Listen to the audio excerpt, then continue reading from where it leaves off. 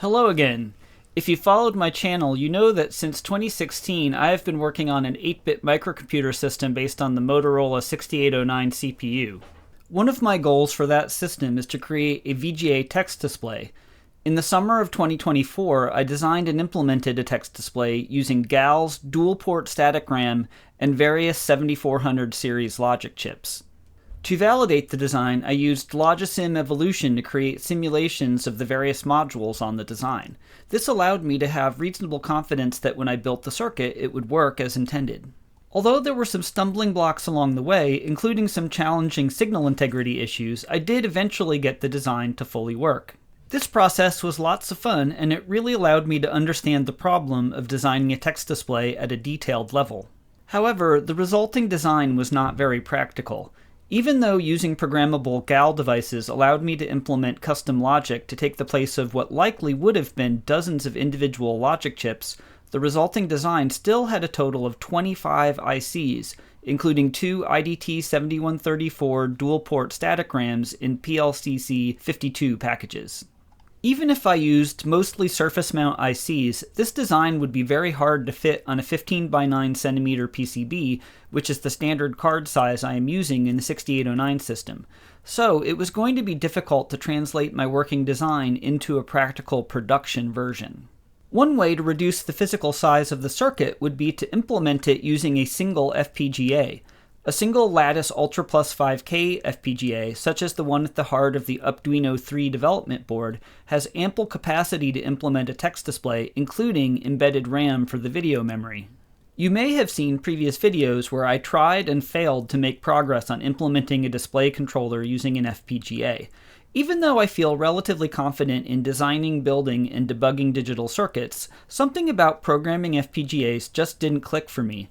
I've been experimenting with FPGAs and Verilog off and on for almost 5 years, and although I have learned a fair amount, I haven't exactly been making rapid progress. What I realized after getting my GAL-based display controller to work was that I had already done the hard part, which is developing the logic implementing the precise timing needed to rasterize the contents of a frame buffer. So maybe I could port the design to Verilog so that it could work in an FPGA. Anyway, I was able to do precisely that.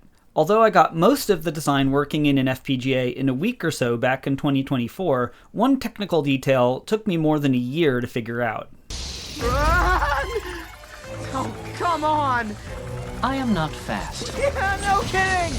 In this video, I'll discuss the easy parts of translating the design to Verilog, including the timing, sync generation, video memory readout, and pixel generation, and the harder part, which was implementing an interface to allow a host system to read and write the contents of video memory.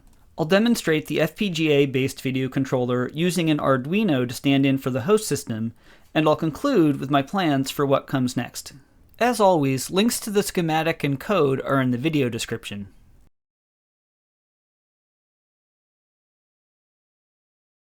In the original design, I used 7 GAL22V10 devices to generate timing and control signals. The horizontal count GAL controls the counters used to count the pixels in each horizontal scan line, and generates timing signals to control the horizontal sync pulses, fetching character and attribute data from video memory, and determining pixel visibility.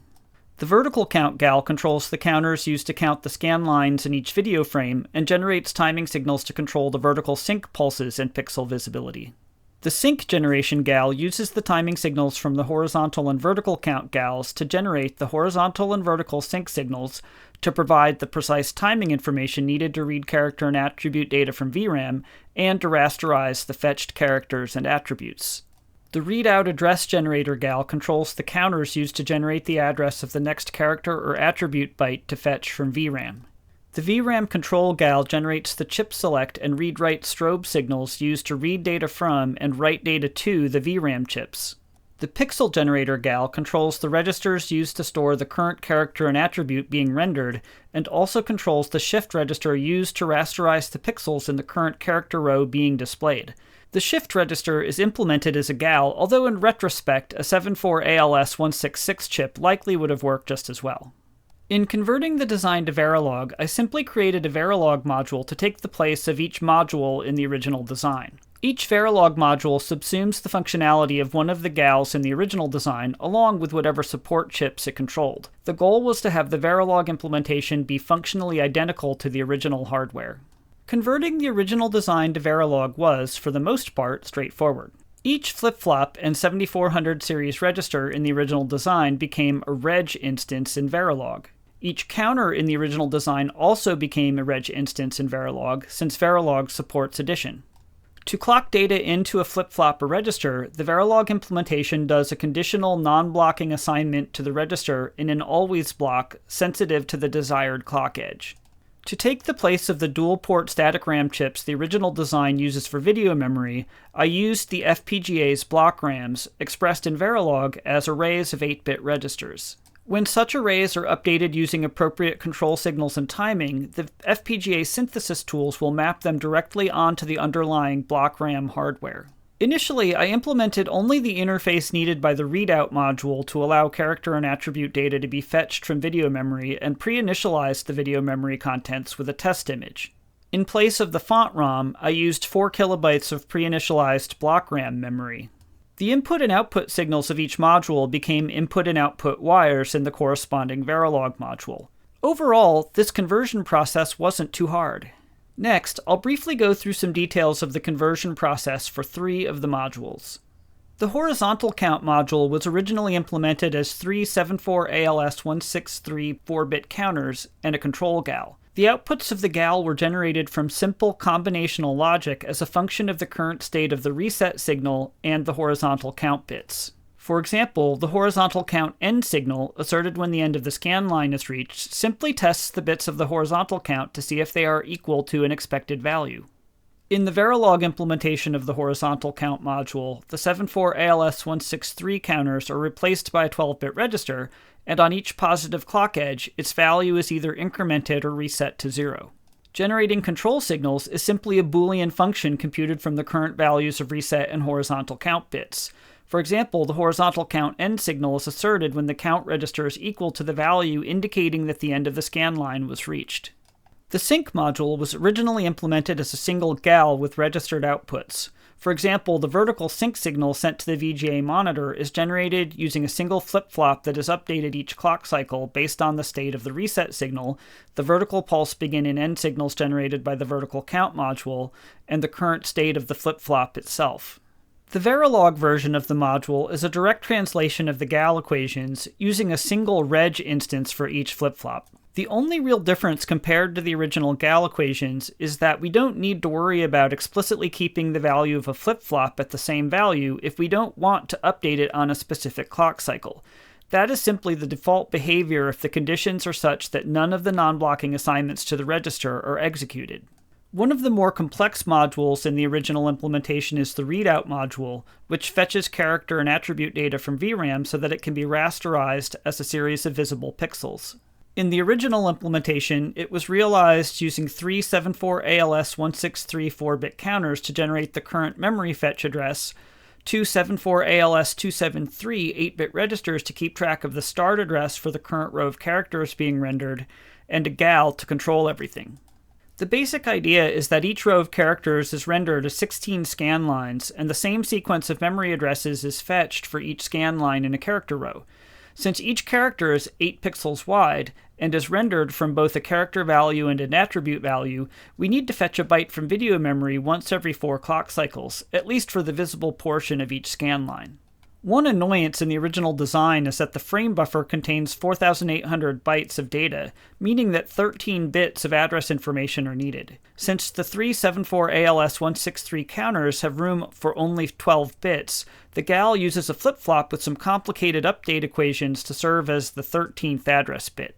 Overall, there is some fairly tricky logic to ensure that the readout address and row begin address registers are updated at exactly the right times. In the Verilog implementation of the readout module, things are much more straightforward. The row begin and readout address registers are simply 13-bit reg instances. The conditional logic to express when and how the registers are updated is also much simpler. For example, the logic to update the row begin address and readout address registers at the end of a scan line is dramatically simpler. One of the reasons I struggled with FPGA programming previously was that the signals inside the FPGA can't be probed, so debugging tools like oscilloscopes and logic analyzers can't be used easily. To overcome this difficulty, FPGA designs should be tested in simulation. A viewer of a previous video recommended I check out the John's Basement YouTube channel to learn about how to do simulation in Verilog, and specifically how to write Verilog test benches. A test bench is like a unit test for a Verilog module or modules. The test bench generates clock and control signals to feed to the module's inputs and checks the generated output signals to make sure they are correct. Writing test benches was very helpful. Based on what I learned from the John's Basement videos, I was able to implement test benches for the horizontal count, vertical count, and readout modules. Knowing how the modules behaved in simulation gave me confidence that they would work as expected on the actual FPGA. Within a week or so of starting the FPGA version of the design, it was producing a correct image, which was very gratifying progress.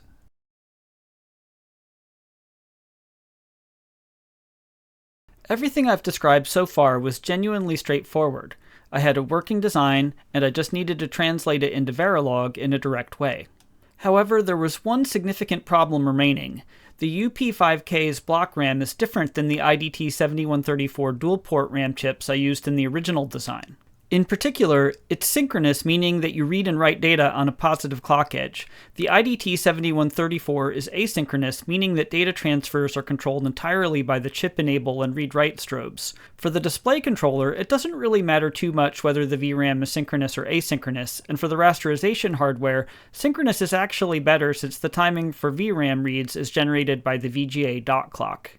The block RAM is not truly dual-ported, and this actually is a significant problem. The IDT7134 chips are true dual-port devices, meaning that both ports can be used to both read and write data.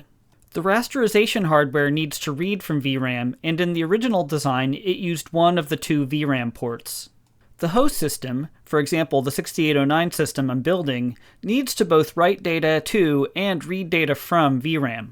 As an aside, I do realize that a display controller that only allowed the host system to write to VRAM would be functional, in the sense that it would allow the host system to display things on the screen.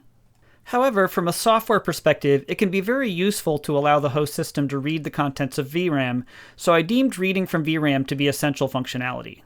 In the original design, the host system used the second VRAM port, which allowed it to both read from and write to VRAM. The UP5K block RAM has two ports, but one is only used for reading and one is only used for writing. The write port is only needed by the host system. However, both the rasterization hardware and the host system need to read from VRAM, so they both want to use the read port. What can we do about this? My initial thought was to implement a time-sharing scheme so that the rasterization hardware and the host interface could take turns using the read port. The rasterization hardware only needs the read port every 4 clock cycles, so the host system could potentially use the read port on the other clock cycles. This idea could work, but it would significantly complicate the design. I did try to implement this strategy since I initially thought it wouldn't be too hard. However, I wasn't able to get it to work. Fortunately, a much easier solution eventually presented itself. In the words of Ken Thompson, when in doubt, use brute force. In November 2025, I saw an article on Hacker News about a project to reimplement the IBM PCXT in an FPGA. It faced a similar challenge in managing its video memory and used an ingenious solution: maintain 2 copies of video memory. All of the writes from the host system go to both copies in parallel. This is trivial to implement. You just connect the clock, write enable, and write data signals to the write ports of both memory blocks. The rasterization hardware uses the read port of one block, and the host system uses the read port of the other block. This is a minimal effort solution for having 2 read ports. This approach does have the disadvantage of doubling the amount of block RAM needed. However, it's a good trade-off when the designer is not particularly skilled at working with FPGAs. Implementing this approach required a little bit of thought and effort. The UP5K has 15 kilobytes of block RAM. The font requires 4 kilobytes, so that leaves 11 kilobytes left over for VRAM. The original design had 2 4 kilobyte devices for a total of 8 kilobytes. Since we didn't have 16 kilobytes available to have mirrored 8K banks, I implemented VRAM as mirrored 5K banks. Each 5 kilobyte bank is actually a 4 kilobyte lower block and a 1 kilobyte upper block mirrored 4 times in the upper 4 kilobytes of the VRAM address space. In the end, implementing mirrored VRAM was fairly easy. The VRAM 5KB module implements a 5 kilobyte bank with 1 read port and 1 write port, and the VRAM mirrored module uses 2 instances of VRAM 5KB to provide 1 write port and 2 read ports. No changes to the readout and pixel generator modules were needed, which is good since they are the most complex part of the overall design. Now that I had the additional VRAM read port I needed, it was time to implement the interface to the host system. To accommodate the 6809 with its 8-bit data bus, I implemented the host interface so that the display controller looks more or less like an asynchronous static RAM to the host system. The host interface signals are a bidirectional 8-bit data bus interface used to write data to or read data from the display controller, a 13-bit address input to select the byte to read or write, a read strobe input. When the host system asserts the read strobe, the display controller outputs the data byte selected by the asserted address. A write strobe input. When the host system asserts the write strobe, the data driven on the data bus by the host system is stored in the VRAM byte selected by the asserted address. At this point, I encountered a new challenge. I had never worked with bidirectional I/O in Verilog. In old-school microprocessor systems, communication between the CPU and peripherals is generally accomplished using a shared parallel data bus, where at any given time, only one device outputs to the bus. This requires non-outputting devices to tri-state their connection to the data bus, meaning that their pins connected to the data bus have a high impedance to any other potential, meaning that little current will flow into or out of the device. FPGAs generally don't use tri-state logic internally. When multiple outputs need to influence an input, the FPGA synthesis tool will implement a multiplexer to select the correct output signal according to the control signals used in the design. Although Verilog does have a syntax for expressing tri-state logic, the OSS CAD suite and its place and route implementation for ICE40 FPGAs like the UP5K have extremely limited support for it. My requirements for bidirectional I/O were: if the write strobe is asserted, the display controller needs to use the data bus pins as inputs to access the data the host system wants to write. If the read strobe is asserted, the display controller needs to use the data bus pins as outputs to send out the data the host wants to read. My initial investigations of how to make this work led to quite a bit of confusion. Once again, the John's Basement channel saved the day. One of John's videos covered the SBIO hardware primitive, which is the ICE40 specific mechanism for allowing an external FPGA pin to be used for bidirectional I/O. It's actually quite simple to use. You specify a net constrained to an external pin, and it gives you one input and one output. It also takes an output enable signal. If you assert it, whatever value your design is asserting on the SBIO instance's input is output to the physical pin. When the output enable is not asserted, you can read the signal on the external pin from the SBIO instance's output. The only real difficulty in using SBIO is knowing how to specify the value of the pin type parameter, which sets configuration bits needed to enable bidirectional I/O on the pin. Fortunately, the John's Basement video gave me the magic incantation and even explained the purpose of each configuration bit in terms of the ICE40 pin interface circuitry. Using my newly gained knowledge about SBIO, I implemented a Verilog module called EXTDatabus to instantiate SBIO for each FPGA pin connected to the host databus. Ultimately, the host read and write strobes are connected to the read and write ports of the internal VRAM, so that if the host says it wants to read a byte, we signal the VRAM read port appropriately, and if the host says it wants to write a byte, we signal the VRAM write port appropriately. Even though the VRAM reads and writes are synchronous internally, the VGA dot clock is really fast compared to the host system, and as long as one VGA clock edge happens during the host bus cycle, the data transfer will, in theory, work correctly. So, aside from using SBIO to make bidirectional I/O work, and of course using mirrored VRAM banks to provide 2 read ports to the VRAM, I really didn't need to do anything special to implement the host interface. The host system more or less talks directly to the VRAM read and write ports, or at least that's what I was hoping would work. So, did it actually work?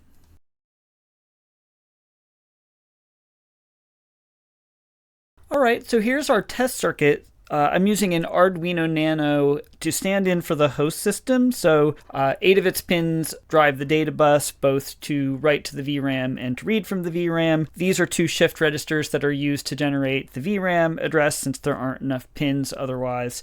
These are 7.4 LVC245 level shifters, so they translate from the 5 volt part of the circuit, which is the host system, to the 3.3 volt part of the circuit, which of course is the Arduino and the FPGA, which is a 3.3 volt device. This 7.4 LVC245 is the bidirectional one that mediates access to the data bus, so it can be set to propagate signals from the host system to the FPGA if the host system is writing, or from the FPGA to the host system if the host system is reading. These 2 are just one way for outputs on the host system to drive inputs on the FPGA. This, of course, is the Arduino 3 with our UP5K FPGA on it. This is an oscillator module, a 3.3 volt oscillator module at the 25.175 megahertz frequency, which is the correct dot clock for the 640 by 480 VGA mode that we're using.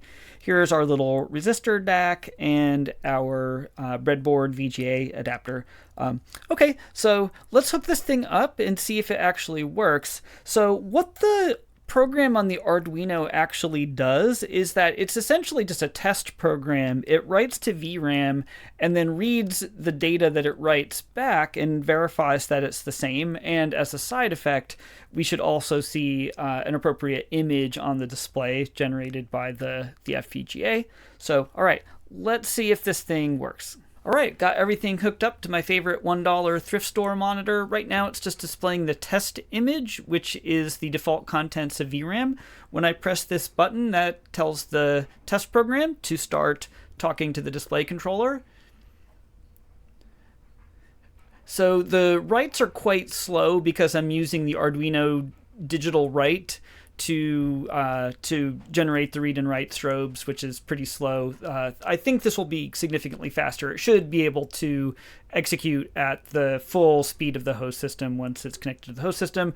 Anyway, it works. At least according to the test program, the green LED indicates that the test's passed. So as far as I can tell, everything is completely working and it satisfies all of the requirements that I had. So I think we're finally done. So in conclusion, I finally did get this display controller to work, and I would like to thank everybody who did push me in this direction. I do feel like knowing how to work with FPGAs is helpful going forward, and it really is, I think, the right solution to this particular problem. So what we have is a display controller that supports an 80 by 30 text mode, 16 foreground and background colors using just a standard IBM VGA font. That's really what I wanted. That's great. So what I'm planning to do next is I'm going to build this as a module for the 6809 system. I'm just going to hand wire it on a proto board. Shouldn't be too complicated. This is really the last real major hardware component that I wanted for the 6809 system. I think this means that I may wrap up the 6809 project, and I have an idea for something I would like to try in the future, which I'll tell you more about in due course. So anyway, thanks for bearing with me as always, and I'll see you in the next video. Hi, Ingo. Hey, do you want to say hi to YouTube?